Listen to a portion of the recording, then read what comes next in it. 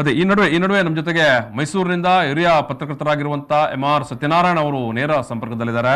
ಸತ್ಯನಾರಾಯಣ ಅವರೇ ನಮಸ್ಕಾರ. ನಮಸ್ಕಾರ ತಾರನಾಥ್. ಎಸ್, ಈಗ ನಮ್ಮ ಮೈಸೂರಿನಲ್ಲಿ ನಡೆದಿರುವಂತ ಈ ಒಂದು ಬೆಳವಣಿಗೆ ಕೇವಲ ಮೈಸೂರಿಗೆ ಮಾತ್ರ ಇದು ಸೀಮಿತವಾಗಿ ಇವತ್ತು ಚರ್ಚೆ ಆಗ್ತಾ ಇಲ್ಲ. ಈ ರಾಜ್ಯ ರಾಜಕಾರಣದಲ್ಲಿ ಏನೋ ಒಂದು ಹೊಸ ವಿದ್ಯಮಾನ ಅಥವಾ ಹೊಸ ಮುನ್ನಡಿ ಬರೀಲಿಕ್ಕೆ ಸಾಧ್ಯತೆಗಳು ಇರುವಂಥ ವಿಚಾರ ಅನ್ನುವಂಥದ್ದು ಇವತ್ತು ಮಾಧ್ಯಮಗಳಲ್ಲಿ ರಾಜಕೀಯ ವಲಯದಲ್ಲಿ ಚರ್ಚೆ ಆಗ್ತಾ ಇರುವಂಥದ್ದು. ಸತ್ಯನಾರಾಯಣ ಅವರೇ, ಈಗ ಇದು ಒಂದು ಪ್ರಶ್ನೆ ಜೊತೆಗೆ ಯಾಕೆ ಕೊನೆಯ ಕ್ಷಣದ ತನಕ ಕೂಡ BJP ಮತ್ತು JDS ಮತ್ತು ಕಾಂಗ್ರೆಸ್ ನಡುವೆ ಒಪ್ಪಂದ ಅಥವಾ ಒಬ್ಬ ಅಭ್ಯರ್ಥಿಯನ್ನು ಹಿಂಪಡೆಯಲಿಕ್ಕೆ ಸಾಧ್ಯ ಆಗಲಿಲ್ಲ ಯಾಕೆ ಅಂತಂದ್ರೆ ಯಾಕೆ ಅವರಲ್ಲಿ ಮೈತ್ರಿ ಕುದುರ್ಲಿಲ್ಲ? ಏನು ನೀವು ಹೇಳಲಿಕ್ಕೆ ಬಯಸ್ತೀರಿ? ಕರ್ನಾಟಕ ಇದು ರಾಜ್ಯದ ಮಟ್ಟಿಗೆ ಒಂದು ಅನಿರೀಕ್ಷಿತ ಬೆಳವಣಿಗೆ ಅಂತ ಗೋಚರ ಆಗ್ತಾ ಇದ್ರು ಸಹ ಮೈಸೂರು ಮಟ್ಟಿಗೆ ಇದು ಬಹಳ ಸ್ಪಷ್ಟವಾಗಿ ನಿರೀಕ್ಷಿತವಾದಂತ ಬೆಳವಣಿಗೆ ಅಂತ ಹೇಳಿ ಭಾವಿಸ್ತಾರೆ. ಯಾಕೆಂದ್ರೆ ಕಳೆದ 30 ವರ್ಷಗಳ ಅವಧಿನಲ್ಲಿ ಅಂದ್ರೆ 3 ದಶಕದ ಅವಧಿನಲ್ಲಿ BJP ಅಧಿಕಾರ ಗದ್ದಿಗೆಗೆ ಏರಲಿಲ್ಲ. ಇದು ಪ್ರಥಮ ಇತಿಹಾಸದಲ್ಲಿ BJP ಅಧಿಕಾರ ಸ್ಥಾನವನ್ನ ತನ್ನದಾಗಿಸಿಕೊಳ್ಳುವ ಮೂಲಕ ಅಧಿಕಾರಕ್ಕೆ ಬಂದಿದೆ. ಈವರೆಗೆ BJP ಇಷ್ಟು ದೊಡ್ಡ ಬೆಳವಣಿಗೆಯಲ್ಲಿ ದೊಡ್ಡ ಸಂಖ್ಯೆಯಲ್ಲಿ ಆಯ್ಕೆ ಆಗಿ ಬರ್ತಿಲ್ಲ BJP ಸದಸ್ಯರು. ಅಂದ್ರೆ BJP ಅಷ್ಟು ದೊಡ್ಡ ಮಟ್ಟದಲ್ಲಿ ಬೇರೆಯವರಿಲ್ಲ ನಗರ ಮಟ್ಟದಲ್ಲಿ. 2018ರಲ್ಲಿ ಫಾರ್ಮ್ ಆದಂತಹ ಸಮಿತಿನಲ್ಲಿ 22 ಸದಸ್ಯರು BJP ಆಯ್ಕೆ ಬಂದ್ರು. ಇದು ಬಹಳ ದೊಡ್ಡ ಸಂಖ್ಯೆ ಮತ್ತು ಮೊದಲಿಗೆ ಇಷ್ಟು ದೊಡ್ಡ ಮಟ್ಟದಲ್ಲಿ ಸಂಖ್ಯೆಯಲ್ಲಿ ಆಯ್ಕೆ ಆದ್ರೂ ಆದ್ರೆ ಬರಲಿಲ್ಲ. ಇದ್ರ ಜೊತೆಗೆ JDS ಮತ್ತು ಕಾಂಗ್ರೆಸ್ ಸಹ ಗದ್ದಿಗೆ ಹಿಡಿತಕ್ಕಂತ ಅಧಿಕಾರ ಅಥವಾ ಬಹುಮತ ಇಬ್ಬರಿಗೂ ಸಹ ಬಂದಿರಲಿಲ್ಲ. ಯಾವ ಪಕ್ಷಕ್ಕೂ ಸಹ ಬಹುಮತ ಇರದೇ ಇರ್ತಕ್ಕಂಥ ಸಂದರ್ಭದಲ್ಲಿ ಕೋಮುವಾದಿಯನ್ನು ಒಂದು ಹಣಪಟ್ಟು ಹೊತ್ತಿರತಕ್ಕಂಥ BJPಯನ್ನು ಅಧಿಕಾರದಿಂದ ದೂರ ಇಡಬೇಕು ಅಂತ ಹೇಳಿ ಮತ್ತು ಜಾತ್ಯತೀತ ಶಕ್ತಿಗಳು ಒಟ್ಟಾಗಿರ್ಬೇಕು ಅಂತ ಒಂದು ಸಿದ್ಧಾಂತದಲ್ಲಿ JDS ಮತ್ತು ಕಾಂಗ್ರೆಸ್ ಒಂದು ಒಮ್ಮತಕ್ಕೆ ಬರ್ತಾರೆ. ಇಬ್ಬರು ಸಹ ಪರಸ್ಪರ ಅಧಿಕಾರವನ್ನು ಹಂಚಿಕೆ ಮಾಡ್ಕೊಳ್ಳೋಣ, ಮೊದಲಿಗೆ ಕಾಂಗ್ರೆಸ್ಗೆ ನಂತರ JDSಗೆ ಈ ರೀತಿ ಆಲ್ಟರ್ನೇಟ್ ವ್ಯವಸ್ಥೆ ಒಳಗೆ ಅಧಿಕಾರವನ್ನು ಹಿಡಿಯೋಣ ಅಂತ ಹೇಳಿ ಆರಂಭಿಕ ಹಂತವಾಗಿ ಮೊದಲಿಗೆ ಇವರಿಬ್ರು ಅಧಿಕಾರ ಹಂಚಿಕೆ ಮಾಡ್ಕೋತಾರೆ JDS ಮತ್ತು ಕಾಂಗ್ರೆಸ್. ಮೊದಲ 2 ವರ್ಷಗಳಲ್ಲಿ ಮೊದಲಿಗೆ ಕಾಂಗ್ರೆಸ್ ಕೊಡ್ತಾರೆ, ನಂತರ JDS ಕೊಡುತ್ತೆ. 3ನೇ ಅವಧಿಗೆ ಅಂದ್ರೆ ಈಗ ರುಕ್ಮಿಣಿ ಮಾದೇಗೌಡ ಈಗೇನು ಸದಸ್ಯತ್ವ ಅಮಾನತ್ ಆಯ್ತಲ್ಲ, ರದ್ದಾಯ್ತಲ್ಲ, ಅವರು ಸಹ JDS ನವರು ಕಾಂಗ್ರೆಸ್ ಕೊಡಬೇಕಾಗಿದ್ದಂತ ಅಧಿಕಾರವನ್ನ ಕಡೆ ಗಳಿಗೆನಲ್ಲಿ JDS ರಾಜಕೀಯದ ಚದುರಂಗ ಆಟ ಮಾಡಿ ನಮಗೆ ಬೇಕು ಅಂತ ಹೇಳಿ ಹಠ ಮಾಡಿ ದೊಡ್ಡ ಮಟ್ಟದ ರಾಜಕೀಯ ಚಟುವಟಿಕೆ ನಡೀತು ಕಾಂಗ್ರೆಸ್ ಮತ್ತು JDS ನಡುವೆ.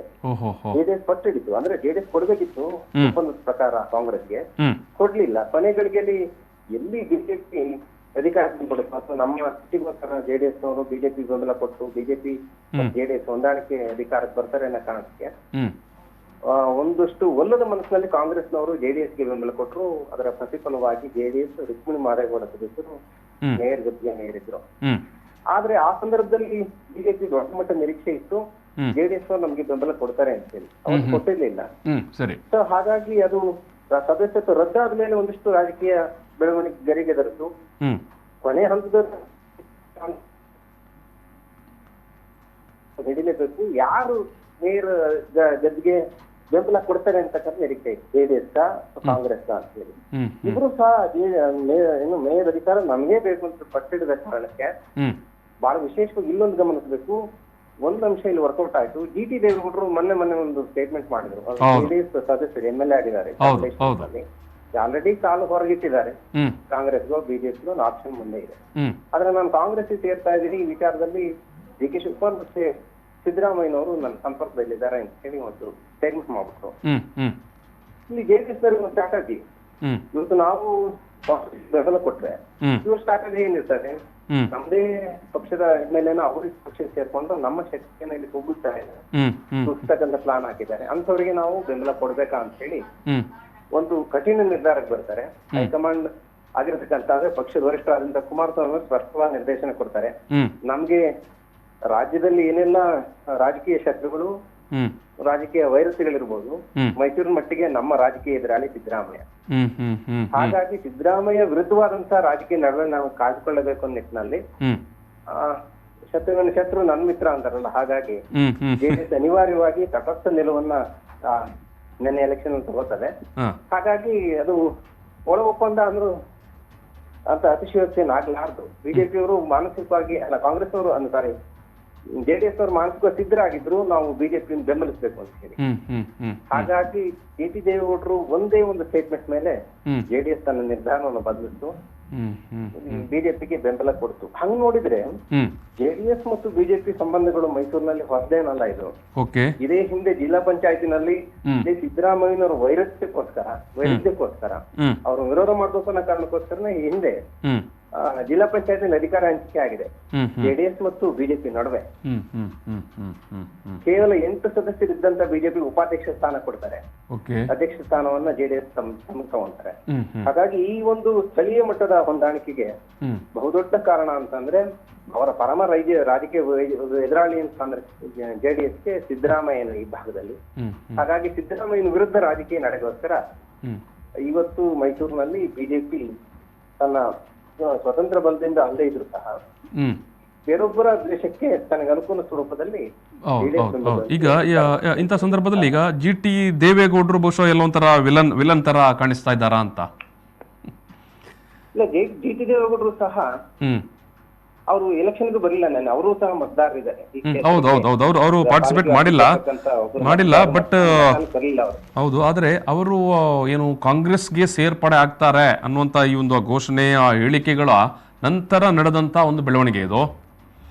ಸೊ ಹಾಗಾಗಿ ಎಲ್ಲೋ GT ದೇವೇಗೌಡರನ್ನು ಬಹುಶಃ ಪಶ್ಚಾತ್ತಾಪ ಅಂತ ನಾವು ಹೇಳೋದಿಲ್ಲ, ಎಲ್ಲೋ ಇವಾಗ ಯಾಕಂದ್ರೆ ಅಧಿಕಾರ ಅತ್ತ ಕಾಂಗ್ರೆಸ್ಗೂ ಇಲ್ಲ ಇತ್ತ JDSಗೂ ಇಲ್ಲ ಅನ್ನುವಂಥ ಒಂದು ಪರಿಸ್ಥಿತಿ ಬಂದಾಗ ಎರಡೂ ಸೆಕ್ಯುಲರ್ ಪಾರ್ಟಿಗಳು ಏನು GT ದೇವೇಗೌಡರನ್ನೊಂದು ವಿಲನ್ ತರ ಬಿಂಬಿಸುವ ಸಾಧ್ಯತೆಗಳ ಬಗ್ಗೆ ನಾನು ಕೇಳುವಂಥದ್ದು.